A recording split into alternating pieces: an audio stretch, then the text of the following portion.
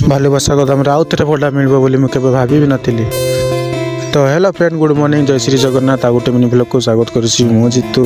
तो आज जड़े सकाଳେ भाई कॉल करते कहले कि भालुबासा सीमेंट आ रोड गुड़ा आना हम आउ सोलेपाट को पहुँचू आउ जीवा आउ सोलेपाट रू किसी दूर बाहरी सारिक आम पहुँचीछु जयपुर छक आठी भाविली भिडियोटा आरंभ करदेव।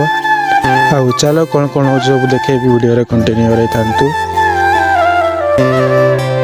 आउ से जगार बाहरी सीधा पड़े आसला भालुबासा गोदाम को। ये पेमेंट चली और पेमेंट सरला लोड हम आउ पेमेंट सब हो जाए। देखिपे ये लोडिंग स्टार्ट भी हो जाए। सीमेंट 20 जीव रोड गुड़ा 4टा बंडल जीव आउ फाइनल मोर लोड हो जाए कंप्लीट। आउ जब चलो जो अनलोड हम आउ रास्ता वीडियो न कही सीधा पहुँची आसलु जो सामान गुड़ा अनलोड हम। आउ खरा तो बहुत लगुता है भी कौन कर सामान गुड़ा तो अनलोड करते ही हम। तो देख पारे सामान गुड़ा तो अनलोड हो घर पर सामान गुड़ा आना आउ वीडियो ये शेष करदे। वीडियो भल लगुला लाइक टे कर दे। चलो देखा गोटे न्यू ब्लॉग रे।